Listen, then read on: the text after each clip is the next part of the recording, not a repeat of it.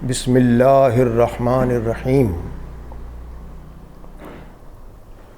الرحمن علم القرآن خلق الانسان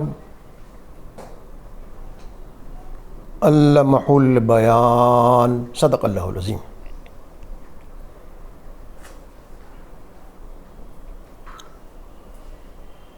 اللہ کے نام سے جو بہت مہربان اور رحم فرمانے والا ہے۔ رحمان نے اس قرآن کی تعلیم دی ہے، اسی نے انسان کو بنایا،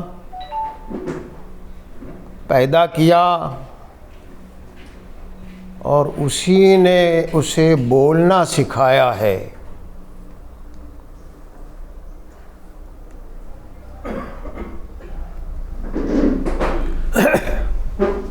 بزرگوں و دوستو، اس سورہ رحمان کی 4 آیتیں میں نے آپ کے سامنے تلاوت کی ہے۔ سورہ رحمان 27ویں پارے کی بڑی اہم سورہ ہے، اور اس کی بڑی خاص خصوصیات ہیں۔ اکثر ائمہ کرام فجر کی نماز میں یا اکثر قراء حضرات قرأت کی محفلوں میں اس سورہ کا انتخاب کرتے ہیں تلاوت کے لیے، اور تلاوت کے اعتبار سے بھی بڑی خاص سورہ ہے، بڑی بلیغ سورہ ہے، اور اس میں نافرمان انسان جو خدا کے وجود سے ہی شک میں مبتلا ہے، یا خدا کی یاد سے غافل ہے، اس کے احسانات سے غافل ہے، شکر ادا کرنے کی توفیق سے غافل ہے، تو یہ سورہ جو ہے اللہ تعالیٰ کی بے شمار نعمتوں کا ذکر کرتے کرتے فَبِأَيِّ آلَاءِ رَبِّكُمَا تُكَذِّبَانِ کی تکرار کرتا ہے۔ ہیمرنگ ہے اس میں، ایک کے بعد ایک، ایک کے بعد ایک، ایک کے بعد ایک، ہیمرنگ ہوئی اس میں۔ اس اعتبار سے یہ بڑی خاص سورہ ہے۔ آج چونکہ جماعت اسلامی اس مہینے رجوع الی القرآن کی مہم چلا رہی ہے، اس کی بڑی شدید ضرورت معاشرے میں اور خود اس کے کیڈر کے لیے ضروری تھا، خود معاشرے کے لیے بھی ضروری تھا کہ اس طرح کی مہم چلیں اور لوگوں کو قرآن سے جوڑنے کا کام ہو، لوگوں کے دلوں میں قرآن کا احترام اور قرآن کی محبت پیدا کی جائے، اور معاشرے کا جو بگاڑ ہے یا معاشرہ مسلم معاشرہ جس اندیشے اور خوف میں گرفتار ہے، یا اسے کوئی سجھائی نہیں دے رہا ہے، دانش فروز سے لے کے عام انسان تک، اور خود اخلاقی اعتبار سے مسلمانوں کے معاشرے کی جو صورتحال ہے، اس کی محض ایک وجہ ہے۔ قرآن بھی وہی وجہ بتاتا ہے۔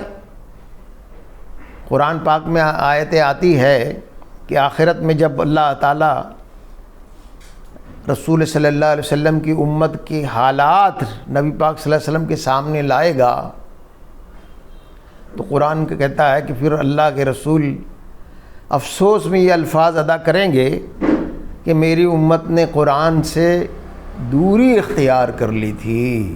تو گویا ساری بیماریوں کی، ساری آفتوں کی، ساری مصیبتوں کی، ساری اخلاقی بگاڑ کی یہی ایک وجہ ہے کہ قرآن کا ماننے والا قرآن سے بے پرواہ ہو گیا ہے، قرآن سے غافل ہو گیا ہے، اور قرآن سے اس کا جی نہیں لگتا، قرآن سے فاصلہ پیدا ہو گیا ہے اس کے اندر، اور وہ بھٹک رہا ہے،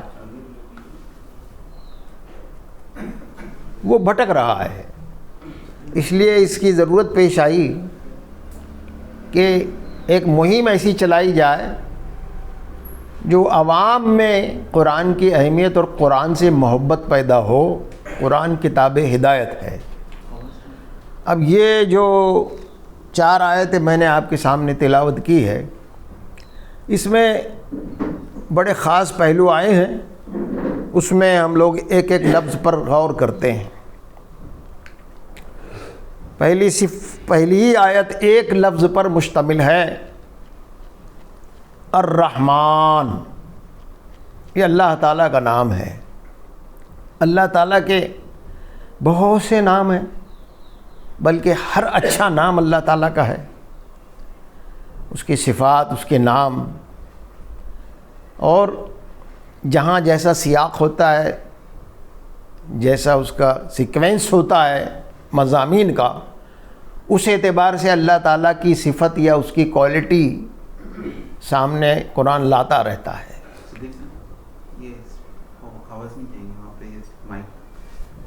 یہ کیا لوں یہ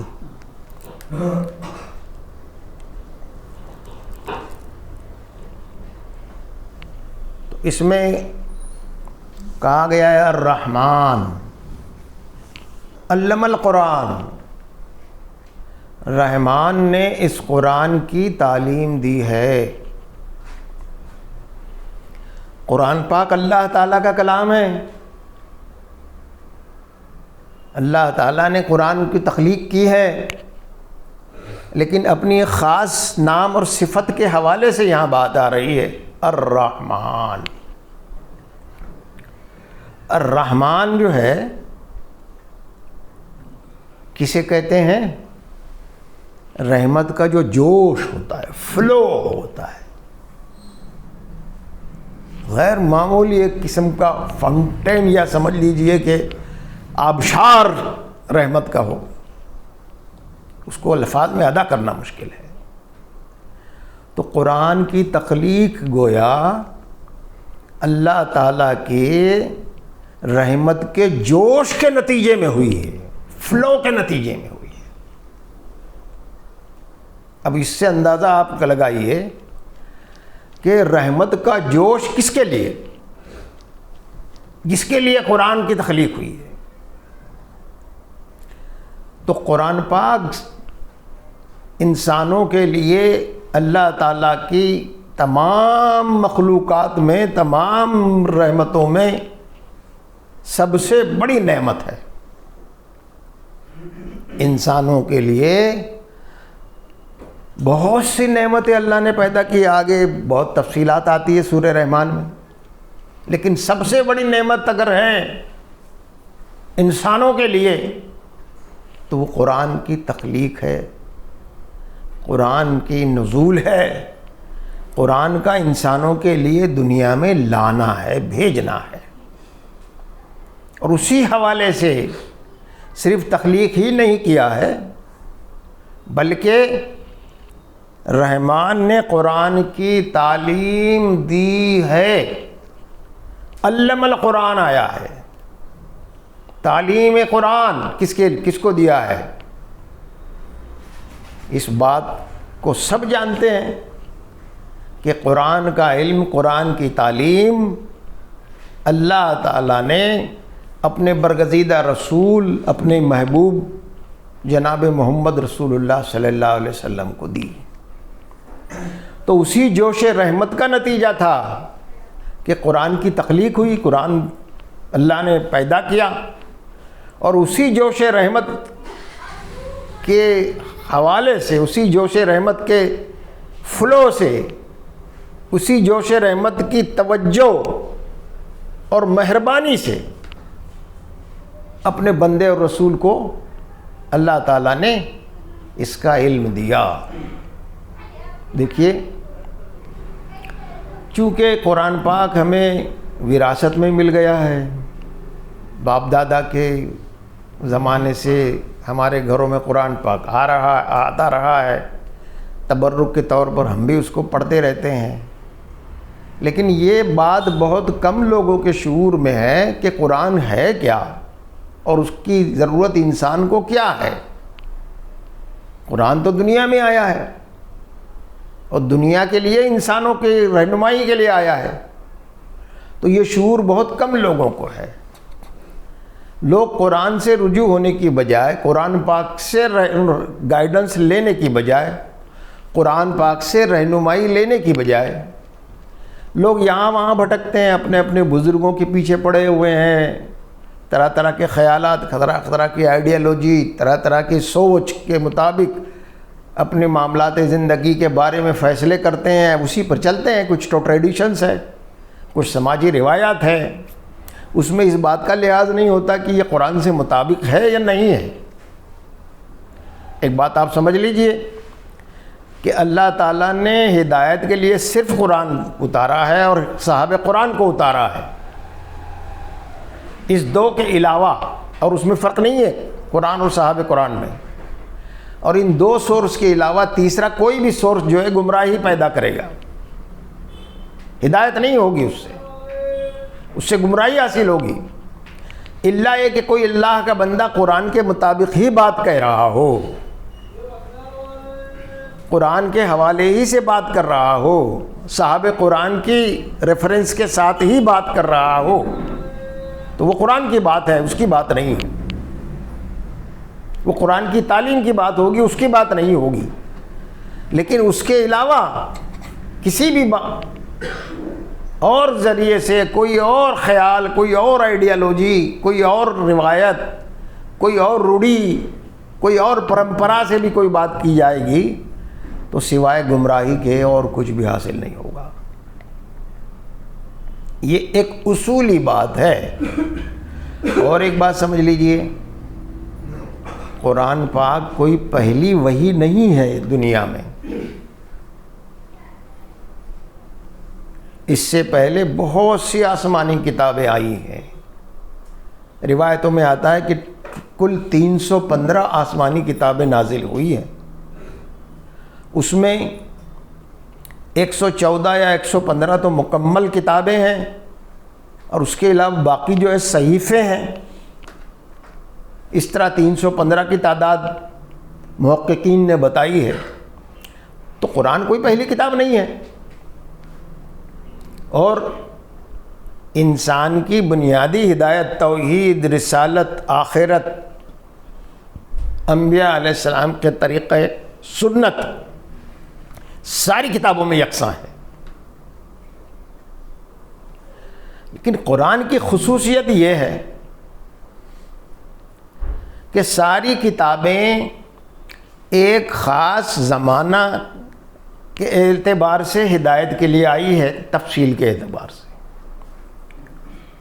اس کے بعد زمانہ تبدیل ہو گیا، حالات تبدیل ہو گئے، سچویشن تبدیل ہو گئی، کلچر تبدیل ہو گیا، نئے نئے خیالات اور نئی ایجادات سامنے آ گئی، جس نے انسان کی سوچ پر اثر ڈالا، انسان کے نقطہ نظر پر اثر ڈالا، انسان کی جو ترجیحات ہے اس پر اثر ڈالا، خواہشات کے پیمانے بدل گئے، بدلتے رہے۔ قرآن ایک آخری کتاب ہے جو قیامت تک کے لیے رہنے والی ہے، رہنما کی حیثیت سے، ہدایت کی کتاب کی حیثیت سے۔ اب اس کی ہدایت صرف اس لیے نہیں ہے کہ ملک کے معاملات میں، قوم کے معاملات میں، اجتماعی معاملات میں، سماجی معاملات میں اس سے رجوع ہوا جائے، اس سے پوچھا جائے، صرف اس لیے نہیں، اللہ انسان کے اندرونی خرابیوں کے لیے، انسان کی داخلی فساد کے لیے، انٹرنل جو اس کا انبیلنس ہے، اس کے دماغ اور دل میں جو فساد پیدا ہو گیا ہے، نفس میں جو فساد پیدا ہو گیا ہے، اس کے لیے بھی قرآن سے بہتر کوئی دوسری کتاب نہیں ہے کہ اس میں اس کو کلیئر کر دے انسان کو، اور اس جنجال سے اس کی نجات مل جائے، اور دل صاف، مطمئن اور پرسکون ہو جائے، ہر قسم کے اندیشے اور مصیبت کے اندیشے سے پاک ہو جائے، اور اس کے اندر ایک سکون کا دھارا جاری ہو جائے۔ قرآن کی یہ بہت بڑی صفت ہے۔ اللہ کے رسول صلی اللہ علیہ وسلم، حضرت عائشہ سے بھی روایت ہے، اور بھی امہات المومنین سے، صحابہ سے روایت ہے کہ نبی پاک صلی اللہ علیہ وسلم کو جب کوئی پیچیدہ مسئلہ آتا، کوئی مصیبت آتی، کوئی خطرہ درپیش ہوتا، تو کیا کرتے؟ پوچھا تھا لوگوں نے حضرت عائشہ رضی اللہ تعالیٰ عنہ سے، بعد میں تو بہت سارے لوگوں نے اسلام قبول کر لیا حضرت عمر عثمان کے زمانے میں. 1 لاکھ آدمی حضرت عائشہ رضی اللہ عنہا کے حجرے کے باہر آ جاتے تھے اور پوچھتے تھے نبی صلی اللہ علیہ وسلم کے بارے میں. تو بتاتی ہے کہ نبی پاک صلی اللہ علیہ وسلم کو جب بھی کوئی مصیبت آتی، کوئی اڑچن آتی، کوئی دشواری ہوتی، کوئی تکلیف ہوتی جس میں کچھ سجائی نہیں دے رہا ہوتا، تو آپ مصلی پر کھڑے ہو جاتے. اس وقت قرآن پاک جو پڑھا جاتا تھا وہ مصلی ہی پر پڑھا جاتا تھا. ایسے کاپیاں اتنی ساری اویلیبل نہیں تھی. قرآن پڑھنے کا اس زمانے کا جو مطلب ہے وہ رات کے قیام میں یا دن کے قیام میں اللہ تعالیٰ کے سامنے کھڑے ہو کر قرآن پڑھنا ہے. اس زمانے میں قرآن پڑھنے کا یہی ایک طریقہ تھا. شاذ کبھی ایسے موقع ہوتے تھے کہ جو پارچے ہوتے تھے، کچھ کاغذ، کچھ پلیٹیں، کچھ پتوں پر لکھا ہوتا تھا تو اس کو کچھ لوگ کبھی پڑھا کرتے تھے. لیکن عموم کے اعتبار سے عام طور پر جنرلی قرآن پاک پڑھنے کا مطلب اللہ کے سامنے کھڑے ہو کر قرآن پاک کو پڑھنا ہے. اس میں یہ بات ہے. تو نبی پاک صلی اللہ علیہ وسلم کو جب کوئی مصیبت یا کوئی سانحہ گزر جاتا، کوئی دکھ ایسا ہوتا جو آپ کے دل سے نکل نہیں پا رہا ہوتا، تو آپ مصلی پر کھڑے ہو جاتے اور قرآن پاک کی تلاوت کرتے تو آپ کو اس سے سکون اور اطمینان میسر آ جاتا. کبھی کوئی معاملات اتنے پیچیدہ ہوتے کہ انسانی عقل فیصلہ نہیں کر سکتی تھی. ہمیشہ ایسا ہوتا رہا ہے. انسانی زندگی میں فرد کے لیے بھی، اجتماعیت کے لیے بھی اور حکومتوں کے لیے بھی ایسے معاملات اور ایسی پیچیدگیاں پیدا ہوتی رہی ہیں جس کی وجہ سے جو ہے بات پھنس جاتی رہی ہے اور اس کا کوئی حل سجائی نہیں دیتا رہا ہے.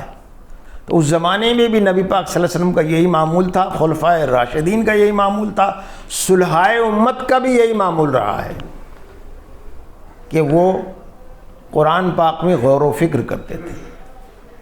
آپ کو معلوم ہے کہ حضرت عمر کے زمانے میں at a time 3 super power سے جنگ چھڑ گئی اور دنیا کے بڑے 3 بر اعظموں تک اسلامی حکومت پہنچ گئی. رومن امپائر سے جب جنگ ہوئی تو یہ سیریا، پیلسٹین، شام، عراق، لبنان، یہ پورے علاقے اور ایران سے لے کے تو یہ افغانستان تک کے علاقے فتح ہو گئے تھے. اتنی بڑی تعداد میں، اتنی بڑے علاقوں میں سب نئے نئے لوگ تھے، نئی ان کی زبان تھی، نیا کلچر تھا، طرز رہائش الگ تھی، سوچ الگ تھی. اس وقت بڑے پیچیدہ مسائل آئے کہ یہ اسلامی نظام اور اس کا کانسٹیٹیوشن اور اس کے اصول کو کیسے وہاں پر نافذ کیا جائے. تو حضرت عمر جو ہے اس پر ایک مہینہ غور کرتے تھے مسئلے پر اور ڈیبیٹ ہوتا تھا صحابہ کے درمیان. عراق کی جو لینڈز تھی بہت رچ لینڈ تھی، گیہوں کپاس پیدا کرنے، مصر و عراق کی، اس کے بارے میں اتنی پیچیدگی پیدا ہو گئی کہ اگر ٹریڈیشن کے مطابق فیصلہ ہو، اب تک کے ٹریڈیشن کے مطابق، تو وہ قرآن کے عدل کے خلاف ہو جاتا تھا.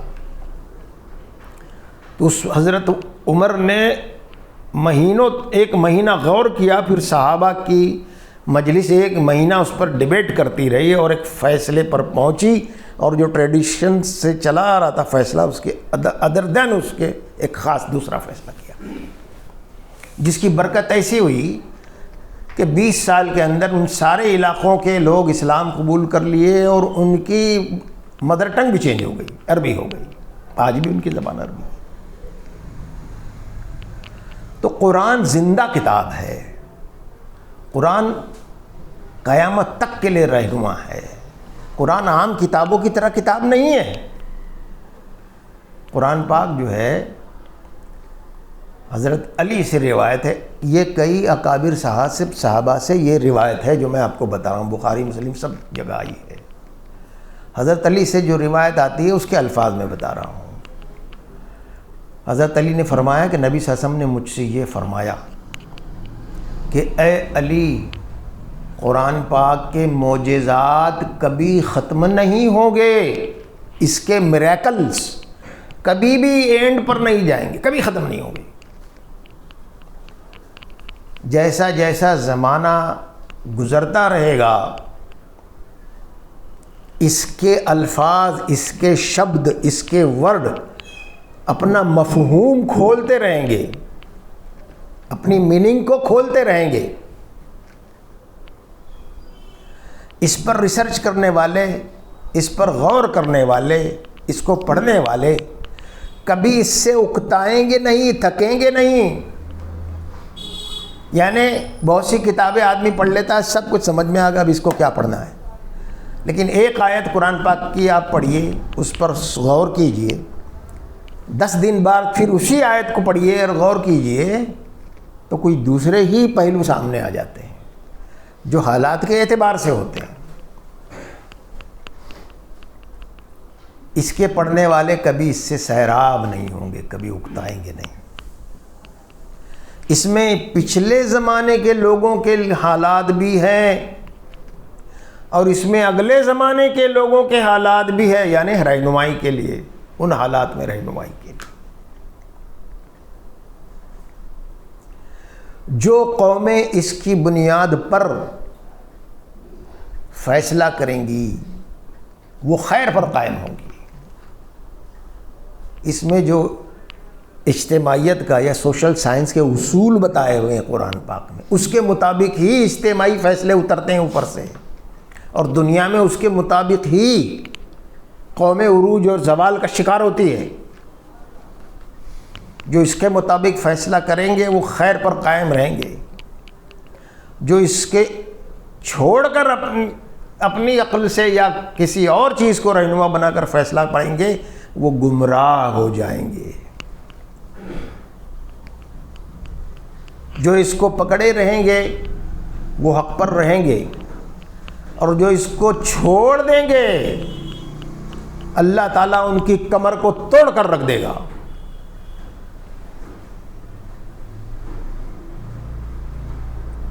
یہ الفاظ ہے قرآن پاک۔ اب اندازہ لگائیے قرآن کس لیے آیا ہے۔ میں آپ سے یہ بتا رہا تھا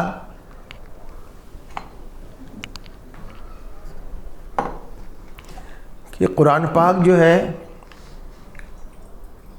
یہ کتاب انسان کی تخلیق سے بھی پہلے اللہ تعالیٰ نے تخلیق کی۔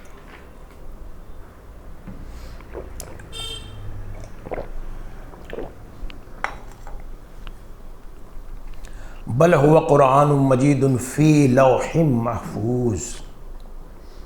اللہ نے انسان کی تخلیق سے بہت پہلے قرآن کو تخلیق کر کے لوح محفوظ میں رکھ دیا تھا، اور انسانی سوسائٹی جیسے جیسے آگے بڑھتے رہی، اللہ کی دوسری کتابیں کتاب کی شکل میں یا صحیفوں کی شکل میں آتی رہی، قرآن کو اس وقت تک کے محفوظ ہی رکھا گیا۔ ہاں، جب انسانی سوسائٹی میچورٹی کے اعتبار سے ایک خاص اسٹیج پر پہنچ گئی، ایک طرح کی گلوبلائزیشن کا پیریڈ آ گیا، ساری قومیں ایک دوسرے سے رابطے میں آ گئی، کانٹیکٹس میں آ گئی، ایک دوسرے کو جان لیا، ایک دوسرے کے لیے یہاں سے وہاں آنے جانے لگے، اور ایک گلوبل سوسائٹی کی شکل اختیار کر کے مسائل بھی اس طرح کے پیدا ہونے لگے۔ اور ظاہر ہے کہ جب انسان جس طرح سے بچہ ہوتا ہے، اس کا جو میچورٹی لیول ہوتا ہے، پھر وہ تھوڑا بڑا ہوتا ہے، جوان ہوتا ہے، اس کا ایک میچورٹی لیول ہوتا ہے، پھر جوانی سے وہ 40 سال کی عمر تک پہنچ جاتا ہے، تو اس کے اندر جو میچورٹی، جو ٹھہراؤ، سوچ، جو تجربہ اسے حاصل ہوتا ہے، اسی طرح انسانی سوسائٹی کا بھی حال ہے۔ انسانی سوسائٹی کی بھی ابتدا اپنی میچورٹی لیول کے اعتبار سے، سوچ کے اعتبار سے بڑی محدود رہتی ہے، پھر وہ ترقی کرتی رہتی ہے، بلوغت اختیار کرتی رہتی ہے، اور وہ قرآن کے نزول سے پہلے اس میچورٹی لیول کو پہنچ گئی، اس ذہنی بلوغت کو پہنچ گئی کہ قرآن جیسی کتاب کا ایکسیپٹنس اس کے اندر پیدا ہو گیا، قرآن جیسی کتاب سے ہدایت حاصل کرنے کی صلاحیت مجموعی اعتبار سے اس سوسائٹی میں پیدا ہو گئی۔ قرآن کی جو تعلیم ہے اس کی شدید ضرورت پوری سوسائٹی کے لیے، ایک ہی قرآن، ایک ہی شریعت، اس کی ضرورت معاشرے میں پیدا ہو گئی، سوسائٹی میں پیدا ہو گئی۔ اس وقت قرآن کا نزول ہوا ہے، اور اسی وقت جو ہے صاحب قرآن کو بھی مبعوث کیا گیا۔ اب ایک پیغمبر، آخری پیغمبر جو ہے، اور اس کے ساتھ اس قرآن کی تعلیم ہوگی، اس کی سنت ہوگی، اور پھر وہ کافی ہو جائے گی دنیا قیامت تک کے لیے۔ یہ اللہ کے منصوبے کا ترتیب رہی ہے۔ تو ہم لوگ اس اعتبار سے بڑے خوش نصیب ہیں کہ یہ غیر معمولی سب سے بڑا انعام، اللہ تعالیٰ کی سب سے بڑی نعمت ہمیں حاصل ہوئی ہے۔ اور نبی پاک صلی اللہ علیہ وسلم، اور یہ آپ اندازہ لگائیے، قرآن خود یہ بتاتا ہے کہ شہر رمضان الذی انزل فیہ القرآن بینات من الہدی والفرقان، رمضان وہ مہینہ ہے جس میں قرآن نازل کیا گیا ہے۔ اس مہینے میں قرآن نازل کیا گیا، اس لیے پورے مہینے کو مبارک کر دیا گیا، پورے مہینے کو۔ جس وقت قرآن کی تخلیق جس دن ہوئی، وہ لیلۃ القدر کی، رمضان کی رات تھی۔ رات و دن کو لیل کہتے ہیں، جو اللہ تعالیٰ نے پھر رکھ دیا اس کو محفوظ مقام میں۔ پھر اس کے بعد اس کا ایک کمپیوٹرائز سسٹم جو ہے بیت العزت یا بیت المعمور میں جبریل علیہ السلام اور کروڑوں فرشتوں کا ایک گروپ تھا، اس کے حوالے کیا گیا۔ یعنی تنزیل کا سلسلہ شروع ہوا، نازل کا نہیں، تنزیل کا۔ تنزیل کے مطلب تھوڑا تھوڑا کر کے۔ تو سورہ علم پہلی وحی سے لے کے اخیر تک کی وہ نزولی ترتیب کے ساتھ ان کے حوالے کیا جاتا رہا۔ اور پھر قرآن پاک یہ بتاتا ہے کہ جس وقت جتنی آیتیں ہوتی تھی وہ فرشتے اس کو لے کے چلتے تھے، اور بیت المعمور سے لے کے تو قلب محمد تک ایک زبردست سیکیورٹی تعمیر ہو جاتی تھی فرشتوں کی۔ یہ قرآن کہتا ہے، سورہ نجم میں آپ دیکھیں گے۔ اور اس میں پھر قرآن پاک آ کے اللہ کے رسول کے قلب پر نازل ہوتا تھا۔ اس کا عظمت، اس کی اہمیت اور اس قرآن کا مقام یہ رہا ہے، وہ پوری کائنات میں یہ غیر معمولی واقعات ہے۔ اور سورہ کون سی سورہ میں اس وقت مجھے یاد نہیں آ رہا ہے کہ جن جو ہے آسمانوں کے تک پہنچ جاتے ہیں، جب جی سورہ جن میں ہے، ہاں، تو جنوں نے جب دیکھا کہ ایسی زبردست سیکیورٹی لگی ہوئی ہے، تو دنیا کے لیے کوئی زبردست فیصلہ آ رہا ہے، یا دنیا میں عذاب کا فیصلہ آ رہا ہے بڑا، یا کیا معاملہ آ رہا ہے، تو انہوں نے یہ سوچا کہ چل کے معلوم کیا جائے دنیا میں کہ ایسی سیکیورٹی ہم نے کبھی نہیں دیکھی۔ کروڑوں فرشتے وہاں سے یہاں تک سیکیورٹی میں لگے ہوئے۔ تو چلتے پھرتے ہوئے انہوں نے دیکھا، روایت میں آتا ہے کہ نبی پاک صلی اللہ علیہ وسلم جو ہے طائف میں زخمی ہونے کے بعد جو ہے آرام کر رہے تھے، زخموں سے چور تھے، خون بہ رہا تھا، دعا کر رہے، قرآن پاک پڑھ رہے تھے، تب فرشتوں کو معلوم ہوا کہ یہ کلام نازل ہوا ہے، اور انہوں نے وہاں ایمان لایا۔ یہ خبر نبی صلی اللہ علیہ وسلم کو اللہ تعالیٰ نے قرآن پاک میں دی، اور یہ جو تفصیل میں بتا رہا ہوں قرآن کی آیتوں میں آئی ہے۔ انہوں نے یہ جانا، انہوں نے آپس میں گفتگو کی کہ ہمارا سردار کتنا بے وقوف ہے جو ہمیں شرک کی تعلیم دیتا ہے، اور یہ کتنا بہترین کلام ہے، یہ ہدایت ہی ہدایت ہے، سراپا نعمت کلام ہے۔ اور انہوں نے وہ ایمان لے آئے۔ وہ بات نبی صلی اللہ علیہ وسلم کو معلوم نہیں تھی، اللہ تعالیٰ نے آپ کو خبر کی کہ ایسا واقعہ ہوا۔ یہ چیزیں میں آپ کو اس لیے بتا رہا ہوں کہ قرآن پاک کی عظمت اس کی اہمیت اور اس کی ضرورت کا احساس جاگے اور قرآن سے جی لگے، قرآن کی طرف انسان رہنمائی کے لیے رجوع ہو اور قرآن کو پڑھنے، اس کو سمجھنے کی کوشش کرتا رہے۔ یہ اس کے لیے اس کے باہر جو بیماریاں ہیں، باہر جو حالات ہیں، خارجی ماحول بہت خراب ہے۔ ایک انسان کا آج کے ماحول میں اللہ کی مرضی پر قائم رہنا، اپنے دل اور اپنی نیت کو اللہ کی مرضی پر قائم رکھنا بہت مشکل کام ہے، بہت ہی مشکل کام ہے۔ لالچ کے خوبصورت افسرائیں کھڑی ہوئی ہے پوری طرف، کبھی یہ اچھی لگتی ہے، کبھی یہ اچھی لگتی ہے، کبھی اس کی طرف اٹریک ہوتا ہے، کبھی اس کی طرف اٹریک ہوتا ہے۔ لیکن اگر قرآن پاک ہمارا سب سے بڑا محافظ ہے، لیکن اگر انسان قرآن سے رجوع رہے اور انسان جو ہے قرآن سے کو جذب کرتا رہے، قرآن کی جو جذبہ ہے اس کو انٹرنلائز کرے، تو یہ سب مٹی کے ڈھیر معلوم ہوں گے۔ قرآن بہت طاقتور چیز ہے۔ تو یہ تعلیم اللہ تعالیٰ نے اپنے محبوب بندے نبی پاک صلی اللہ علیہ وسلم کو دی ہے۔ پھر یہ بتایا ہے خلق الانسان۔ دیکھیے قرآن رحمان، قرآن تعلیم، اور پھر خلق الانسان، ہم نے انسان کو پیدا کیا ہے۔ جس طرح قرآن کی تخلیق یا قرآن کا کریشن رحمت کے جوش سے ہوا ہے، اس کی تعلیم بھی ایک رحمت کے جوش سے ہوئی ہے۔ انسان کی تخلیق، انسان کا کریشن بھی رحمت کے جوش سے ہوا ہے، اور وہ پوری کائنات کا بہت ہی غیر معمولی واقعہ ہے انسان کی تخلیق۔ کریٹر نے انسان کو جو کریٹ کیا وہ پوری کائنات کا بہت غیر معمولی واقعہ ہے۔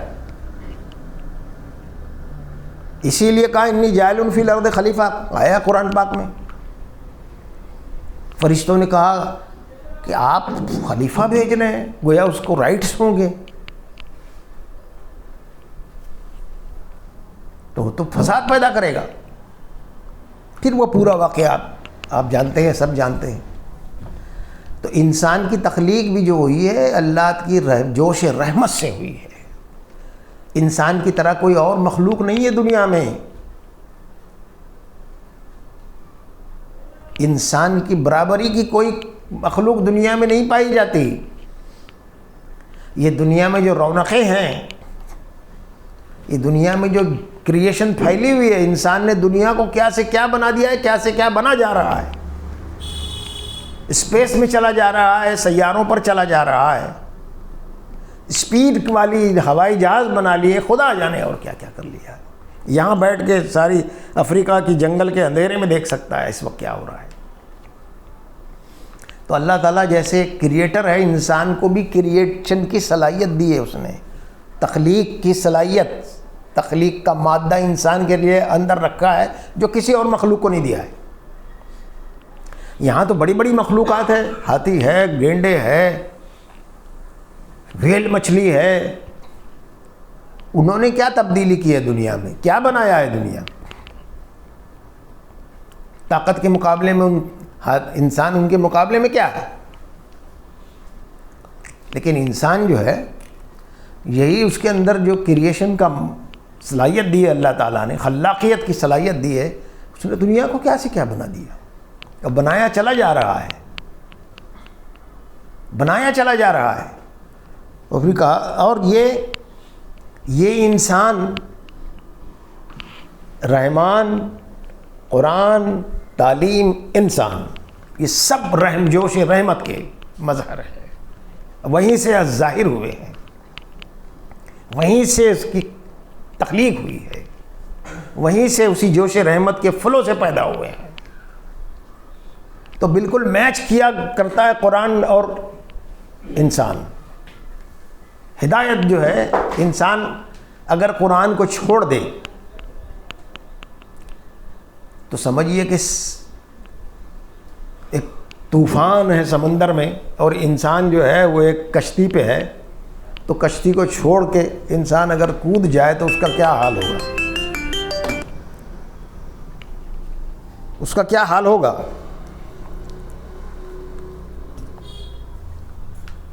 ٹھیک اسی طرح سے دنیا میں انسان نے اگر قرآن کو چھوڑ دیا تو اس کا وہی حال ہو رہا ہے جو بھانت بھانت کے بھٹک رہا ہے، کبھی ادھر بھٹک رہا ہے، کبھی ادھر بھٹک رہا ہے، اور یہ بڑی افسوسناک صورتحال ہے۔ الارمنگ سچویشن اس وقت پیدا ہو گئی ہے۔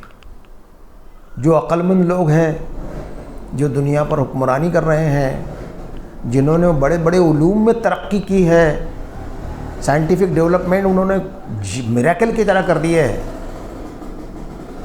لیکن سکون نہیں ہے، اطمینان نہیں ہے، امن نہیں ہے، چین نہیں ہے، اور اس کے آگے اس کے لیے کوئی راستہ نہیں ہے، خلا ہے، دھوائیں ہے، اس کو نہیں معلوم آگے کیا اس کا ہونے والا ہے۔ خدا سے بے نیاز ہے، خدا سے بے نیاز ہے، ایسے سچویشن، ایسے مسائل میں گھرا ہوا ہے کہ اس کی سمجھ میں نہیں آ رہا ہے۔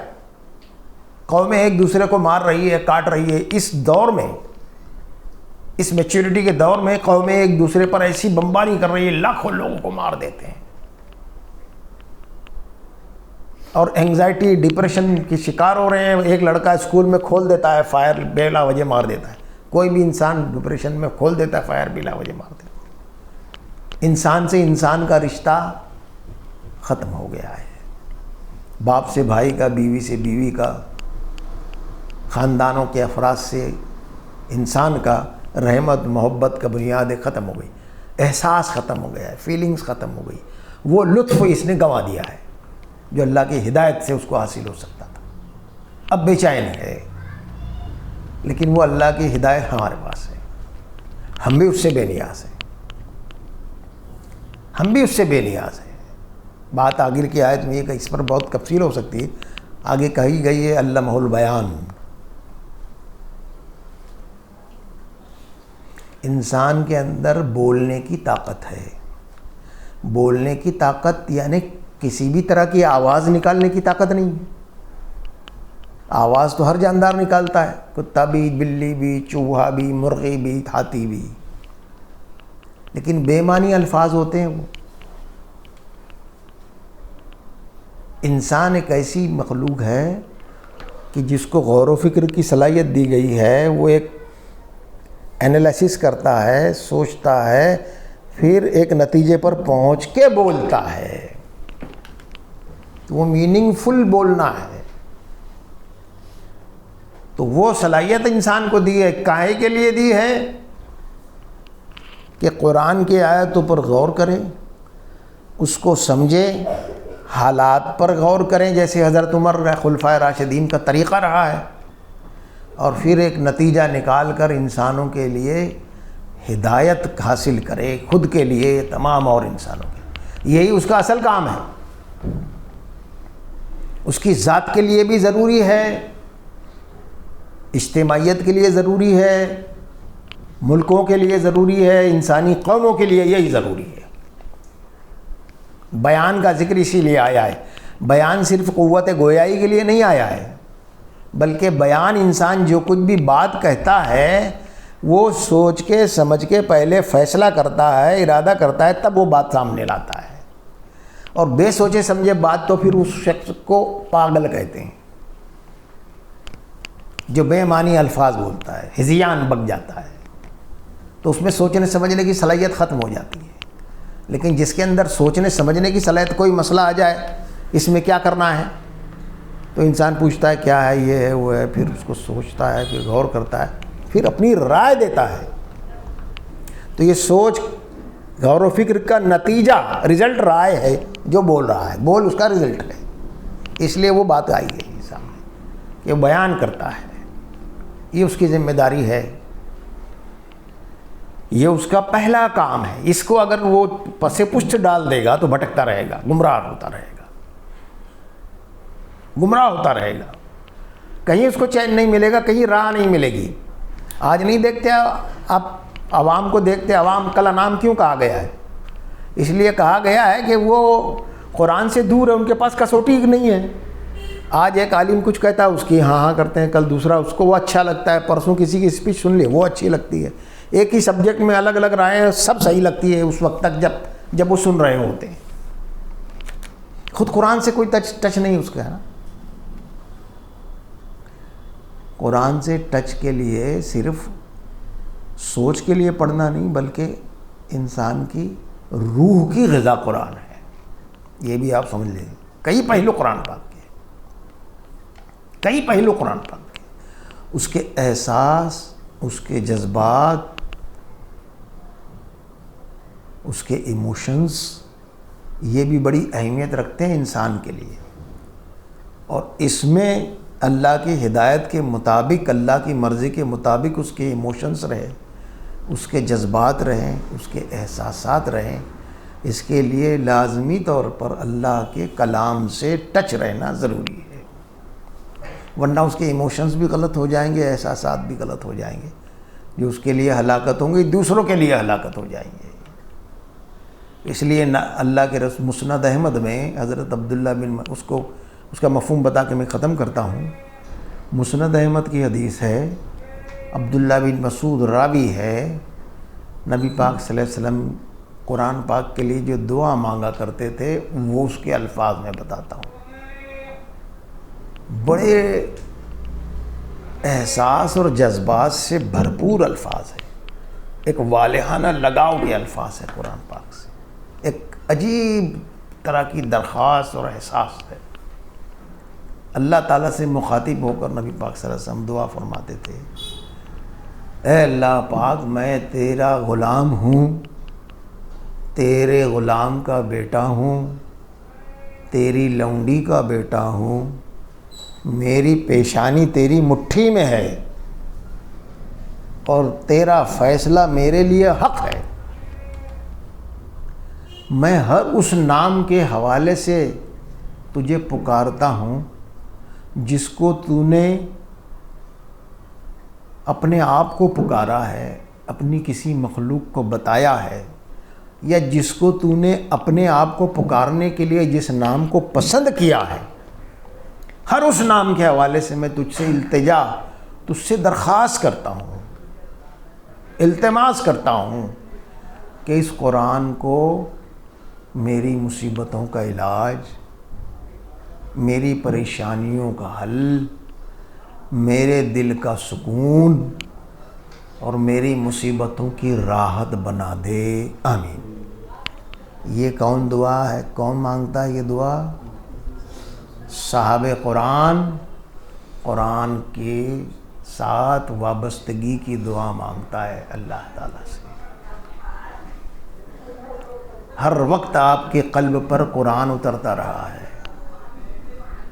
اس کے باوجود آپ یہ بار بار دعا مانگ رہے ہیں۔ دو حدیثیں ہیں، ایک ابو موسیٰ اشعری کی روایت ہے، ایک عبداللہ بن مسعود کی روایت ہے۔ ابو موسیٰ اشعری سے نبی پاک صلی اللہ علیہ وسلم نے کہا کہ ابو موسیٰ مجھے قرآن پاک سناؤ۔ انہوں نے کہا اللہ کے رسول، قرآن تو آپ کے دل پر اترتا ہے، میں آپ کو قرآن سناؤں؟ تو آپ کے الفاظ سنیے، ہاں مجھے قرآن سناؤ، مجھے اس کی ضرورت پیش آتی ہے۔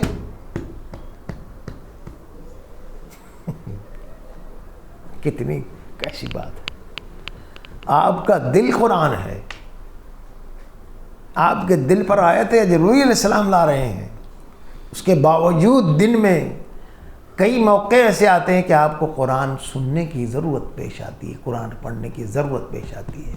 ہم لوگ ان سے بھی اونچے ہو گئے ہیں، ہم لوگ ان سے بھی زیادہ تقوی میں مبتلا ہے ہماری قوم، کہ ہر فرد کہ اس کو قرآن کی ضرورت ہی نہیں رہی۔ صحابہ قرآن کو قرآن کی ضرورت پیش، عبداللہ مسعود سے بھی اسی طرح کی روایت ہے، ان سے بھی نبی پاک صلی اللہ علیہ وسلم نے فرمایا تھا کہ اے ابن مسعود مجھے قرآن پاک سناؤ۔ انہوں نے بھی وہی کہا، اللہ کے رسول میں آپ کو قرآن سناؤں؟ قرآن تو آپ کے قلب پر نازل ہوتا ہے۔ نہیں، مجھے اس کی ضرورت پیش آتی ہے کہ میں قرآن سنوں، یہ انسان کی روحانی غذا ہے، یہ انسان کی جذباتی غذا ہے، یہ انسان کے اندرون کی تمام گندگی کو صاف اور منزہ کر دینے والی چیز ہے، اگر قرآن کے الفاظ انسان کے کان سے ہوتے ہوئے اس کے دل میں جائے۔ بھائیو، عزم کیجئے کہ کم سے کم آدھا گھنٹہ روزانہ قرآن ترجمہ اور تفسیر کے ساتھ پڑھیں گے۔ اور میں کیا کہوں گا اور میری بات کیا ہے، اللہ کے رسول کی بات میں نے آپ کو بتائی ہے، اور اس کے لیے سب سے پہلا کام یہ کرنے کا ہے کہ یہی دعا اللہ تعالیٰ سے مانگیے، ہر نماز میں مانگیے، روزانہ مانگیے، جب تک کہ قرآن آپ پڑھنے نہ لگ جائیں۔ یہ دعا مسلسل مانگتے رہیں تو ایک وقت ایسا آئے گا کہ جی چاہے گا اٹھا کر قرآن پاک کو پڑھیں، پھر قرآن پاک پڑھتے رہیں گے تو چند دن بعد قرآن آپ کی ضرورت بن جائے گا۔ جس دن قرآن پاک کو آپ نہیں پڑھیں گے اس دن کچھ کمی محسوس ہوگی، اس دن کچھ نہ کچھ انیزی سا فیل ہوگا۔ جس طرح چائے پینے والے ناشتے میں اگر چائے نہ ملے اور بہت اچھا سا ناشتہ کر لے تو ان کو انیزی سا رکھتا ہے، کچھ کمی کمی سی لگتی ہے، ٹھیک اسی طرح قرآن پاک ہے۔ یہ اب ہو جائیں گے تو پھر اگر یہ معمول بن گیا تو قرآن جو ہے آپ کے اوپر سایہ کیا رہے گا، اور اس تمام دنیا میں جو خطرات ہے، جو لالچ ہے، جو انسان کی ہلاک کرنے والی چیز قدم قدم پر موجود ہے، اس کی نفس جو ہے اس کو بھٹکاتا رہتا ہے، سب سے یہ قرآن آپ کی حفاظت کرے گا۔ جس کو اگر میں کہوں ہندو میتھولوجی کی اصطلاح میں تو یہ قرآن ایک مومن کے لیے کوچ کنڈل ہے۔ جس طرح کرن کا کوچ کنڈل تھا، اس طرح یہ قرآن پاک کوچ کنڈل ہے۔ میری آپ سے بھی یہ درخواست ہے کہ ہر آدمی دعا کرے، لیکن ایک بار میرے لیے بھی دعا کرے کہ اللہ تعالیٰ میرا دل جو ہے قرآن سے جڑا دے،